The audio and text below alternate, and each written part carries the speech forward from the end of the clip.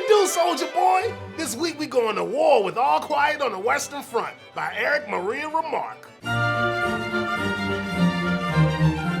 During World War I, Paul Balmer and his boys catch an earful from their teacher, who tell them they gotta fly them German colors, pack a gat, and run up on that French army. After living by the trigger in the trenches, Paul and his boy Muller hit up their homie Kimmerick, whose leg all jacked up. When Kimmerick up and dies, Muller scores his fresh kicks since K. Diddy ain't gonna be needing them no more. Back at the front, Paul and his G-Man Cat rough through all sorts of ridiculous shit. Fools even get bombed in a graveyard where all that blaze slings up dead bodies. Ugh. When Paul gets leave to go back to his trap, he realizes that the war done changed him so much that he can't even kick it in his hood like he used to. He drops in to pay respects to his mama, who tussling with cancer. A little later, he goes to chop game with some Russian prisoners, who he realizes are just your everyday hoods. Why's he gotta fight them when he ain't got no real beef with them? Back in the Paul gets run into a crater. When a Frenchie hops in with him, Paul whips out his shank and ends that fool. But Paul getting all torn up about his deed, cause he went and ganked some fool he ain't even hate. Ain't that some bullshit?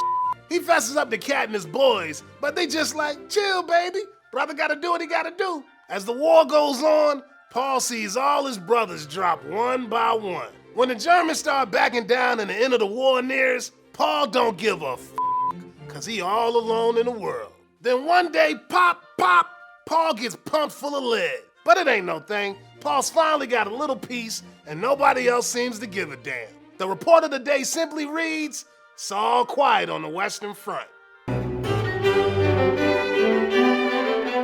Crews from all over the hood say this book be the most throwed up piece of anti-war talk out there. But for a book with so much street cred, most of them ivory tower hoods don't give it much respect. What matters most in All Quiet on the Western Front indeed is the subject, and the book is very sincere. It is therefore not a work of art, but a period piece and a historical document. Then again, as some gangsters say, all good art is born of suffering. Matter of fact, dealing with that post-war funk is the whole reason he wrote the book. The shadow of the war hung over us, especially when we tried to shut our minds to it. The very day this thought struck me, I put pen and paper without much in the way of prior thought. The war don't just ghost brothers, it haunts them too. Just like Paul and his posse, Remarque's whole generation itching to find meaning in the world, but just can't get on that level after beasting through the twisted-ass realities of the war. Not only are those soldier boys alienated from anything they found meaningful before went cray, but also from who they are, who they'll become, and the whole world around them. The war has ruined us for everything. We are not youth any longer. We don't want to take the world by storm. We are fleeing. We fly from ourselves, from our life. We are 18 and have begun to love life in the world, and we had to shoot it to pieces. With the world going to complete you only got time to worry about the realest of the reals. And sometimes there ain't nothing realer than the bare necessities, like K. Diddy's boots. When K-Baby buys the farm, his boy Muller gets hooked up with a sweet pair of J's. Then after Muller gets capped, Paul starts rocking them. And it ain't long before Paul follows the rest of them to hang with Pac and Biggie.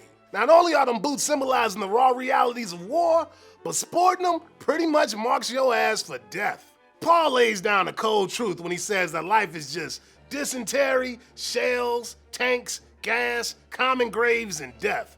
But as dark as be, Paul knows that he still got one thing keeping him going. But by far the most important result that it'll awaken in us is a strong practical sense of esprit de corps, which in the field developed into the finest thing that arose out of the war. Comradeship. So come on, comrade. Rep that esprit de corps and cop some thug note swag. Stay smart and hit me up next week. Peace.